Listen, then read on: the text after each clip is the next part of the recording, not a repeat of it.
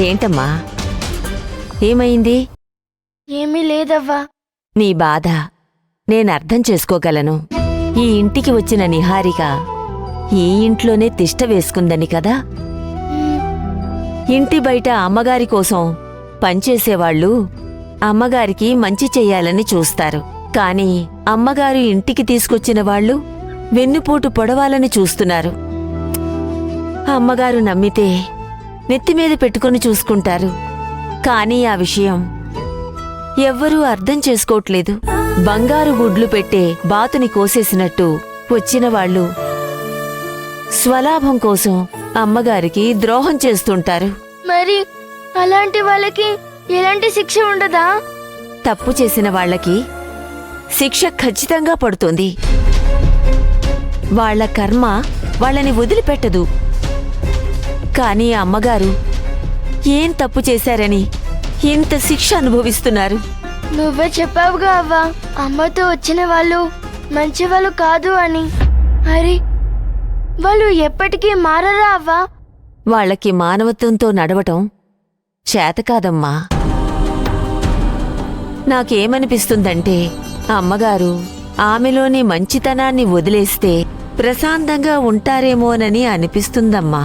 అమ్మ మంచిది కాబట్టి కదా అవ్వా భైరవిదేవి అమ్మకి సాయంగా ఉంది. అది నిజమేనమ్మా. చూస్తూ ఉండు నువ్వు. అమ్మగారి కష్టాలన్నీ త్వరలోనే తీరిపోతాయి. నేను ఆ భైరవిదేవిని ఈ విషయంలో వేడుకుంటాను.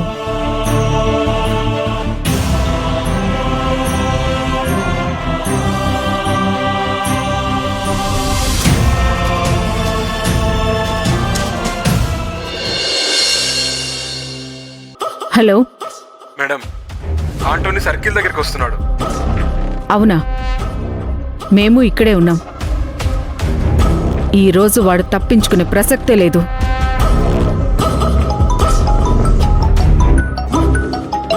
మేడం, అతనికి ఏదో కాల్ వస్తుంది.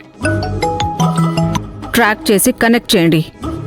హలో యాంటోనీ, నేను గుణాని. చెప్పు గుణా. అర్జెంటుగా ఇంకో గంటలో మణికొండ గోల్డెన్ టెంపుల్ దగ్గరికి రావాలి. చాలా అర్జెంట్ విషయం మాట్లాడాలి. అలాగే వస్తాను. ఇది చాలా సీక్రెట్ విషయం, ఎవ్వరికీ తెలియకూడదు. త్వరగా రా. మీ విషయం ఎవరితో డిస్కస్ చేయలేదు గుణా. అవన్నీ తర్వాత మాట్లాడుకుందాం. త్వరగా రా. అలాగే.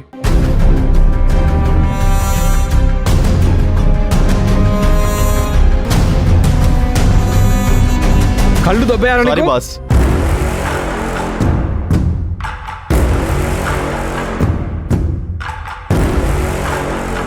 ఏదో లెటర్లా ఉందే.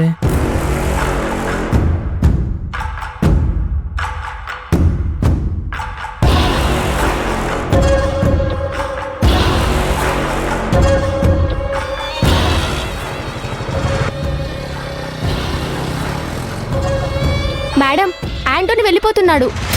ఎక్కడికి వెళ్తాడు? మణికొండకే కదా.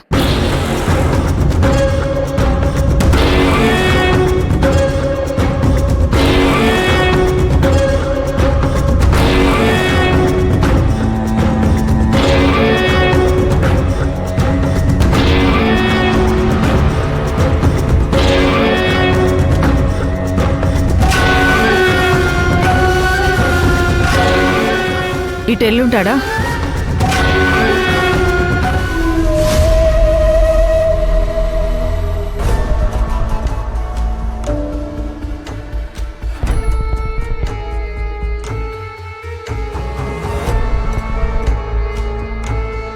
యాంటోనీ, ఆ గుర్రాన్ని పంపించింది నేనే.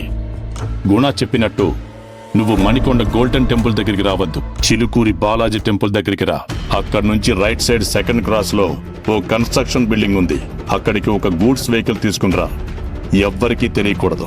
ఆ కుర్రాడు నిన్ను ఫాలో అవుతున్నాడు. ఆ కుర్రాడి ఫోన్ నీకు ఇస్తాడు. ఆ ఫోన్ నువ్వు తీసుకో. అతడు మణికొండ గోల్డెన్ టెంపుల్కి వెళ్తాడు. నువ్వు ఆ కుర్రాడి ఫోన్ తీసుకుని చిలుకూరుకు వచ్చాయి. పోలీసులు ట్రాక్ చేస్తున్న నీ ఫోన్ సిగ్నల్స్ ప్రకారం ఆ కుర్రాడిని ఫాలో అయ్యి మణికొండ గోల్డెన్ టెంపుల్ దగ్గరికి వెళ్తారు. పోలీసులను డైవర్ట్ చేయడానికి ఈ ప్లాన్. నువ్వు త్వరగా రా.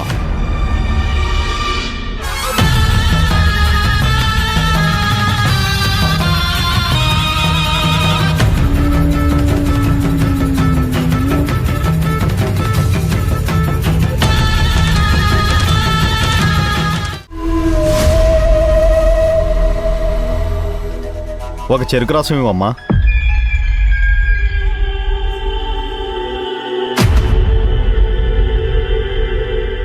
రేయ్, ఎవరు మీరు? నన్నెందుకు పట్టుకున్నారు?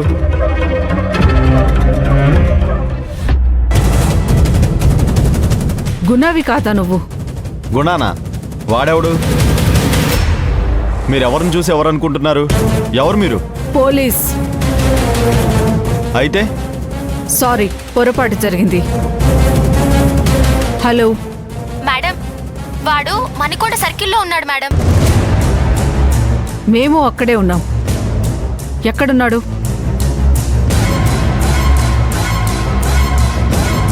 మేడం, వాడి ఫోన్ స్విచ్ ఆఫ్ అయింది మేడం. వాట్? షిట్. దొరికినట్టు దొరికి తప్పించుకున్నాడు. మనతో ఆడుకుంటున్నాడు. త్వరలో వాని పట్టుకోకపోతే పైనుంచి చాలా ప్రెషర్స్ ఉంటాయి. పదండి.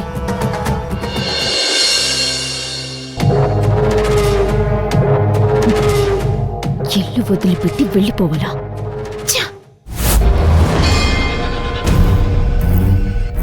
నువ్వు చెప్పినట్టే ఇల్లు వదిలిపెట్టి వెళ్తాను. ఆగు.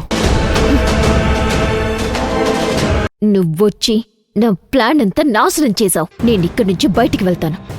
నీ సంగతి తేలుస్తా. నీ ఆత్మకి విముక్తి దొరకకుండా ప్రేతాత్మలా సంచరించేలా చేస్తాను. నిన్న రాత్రి నువ్వు నీ శక్తి ప్రదర్శించావు. రాత్రుళ్ళు పిశాచ శక్తికి బలం ఎక్కువ. ఇప్పుడు నీ శక్తి బలహీనంగా ఉంటుంది. నేను నిన్ను వదిలిపెట్టను. నిహారిక, కోపం తెచ్చుకోకు. నా వల్ల తప్పు జరిగింది. నన్ను మన్నించు.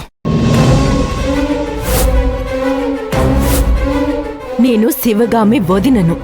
అందుకే ఒక మంచి ఆత్మలాగా శివగామిని రక్షించాను. కాని ఇప్పుడు ఆది వల్ల నేను మారిపోయాను. ఆది నన్ను నీకు అనుకూలంగా ప్రవర్తించేలాగా మార్చేశాడు.